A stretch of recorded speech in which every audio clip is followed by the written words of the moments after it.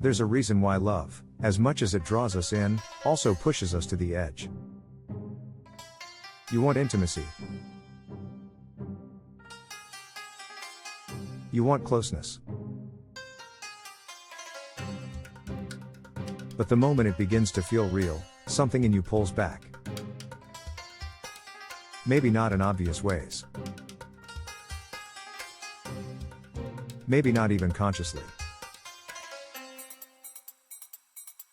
But you notice it, the discomfort, the urge to control, the need to retreat or push the other away. This tension isn't a flaw in you. It's not proof that you're too damaged to love. It's the cost of connection. And understanding that cost is not just emotional therapy, it's essential to living a meaningful life. At the heart of human experience is the paradox that connection is both what we most crave and what we most resist. Real connection, not performance, not fantasy, but soul-level encounter, threatens everything we've built to protect ourselves.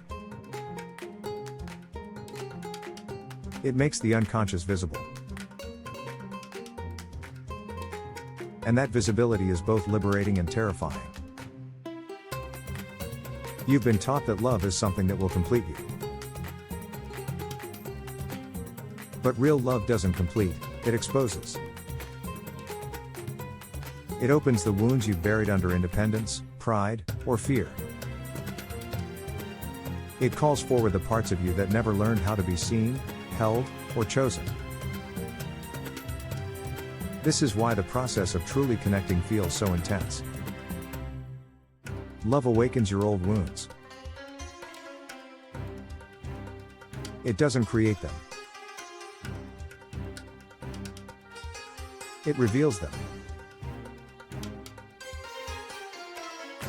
A simple moment, someone looking at you with tenderness, asking a real question, staying present when you're falling apart, can shake loose memories, shame, and patterns you thought were long gone.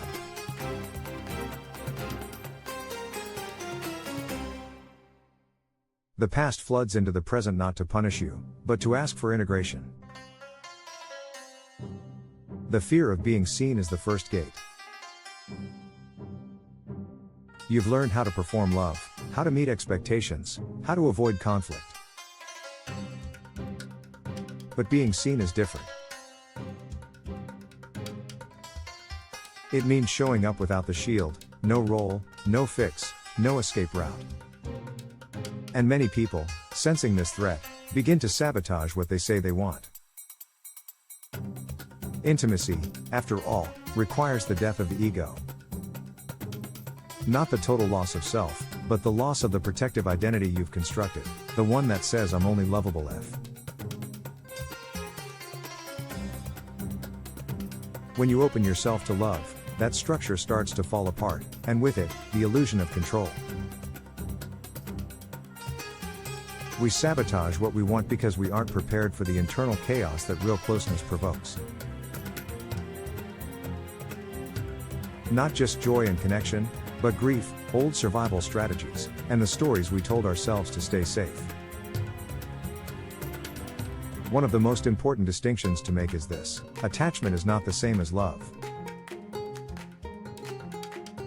Attachment is often a response to fear, a grasping for stability, a need to be needed. Love, in contrast, is spacious. It does not demand possession or control. Learning to love without possessing is a core lesson in reclaiming relational maturity. That's not easy. Most of us have grown up with distorted blueprints of love, based on dependency, silence, or conflict. Loving without attaching means letting go of ownership, of roles, of the belief that another person exists to fulfill you. It means relating as two whole people, not as mutual placeholders for unhealed wounds. Love also functions as a mirror. You are drawn to people who reflect back your hidden parts, your brilliance and your fears. You may not always like what you see, but you can learn from it. If you're willing to stay curious rather than reactive, connection becomes a feedback loop for growth, not just comfort. This is where abandonment wounds often show up. We confuse distance with rejection. We mistake autonomy for disconnection. The truth is, closeness doesn't always mean fusion, and separation doesn't always mean betrayal. You can be deeply connected to someone and still feel alone if you're using them to fill a void rather than meet them from wholeness.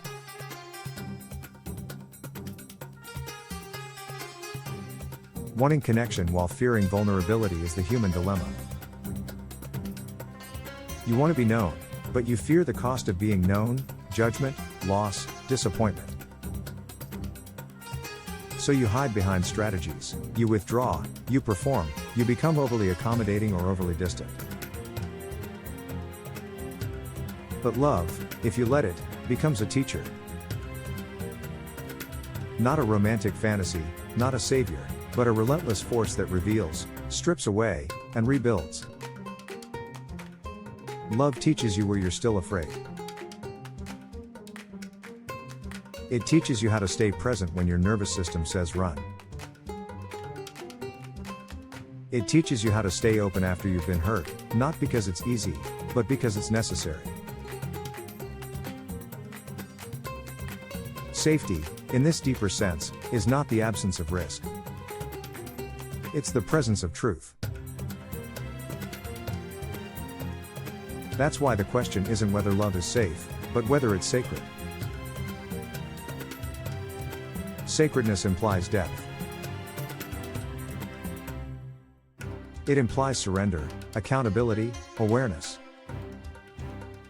Sacred love isn't soft. It's exacting. It demands honesty, even when honesty costs you the relationship. And yet, you can stay open after being hurt. Not by forcing trust, but by staying with yourself through the pain. By not abandoning the part of you that was abandoned. That's how healing happens, not through perfection, but through presence. Here's what you might discover: connection is not just something you do. It's something you become. When you are present with your own experience, not fused with it, not avoiding it, you become available to others in a new way. You stop seeking relationships to complete you and start using them as ground for your own evolution. To live fully alive is to accept that connection is not optional.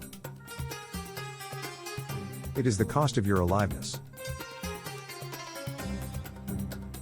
To wall yourself off from others is to wall yourself off from your own humanity.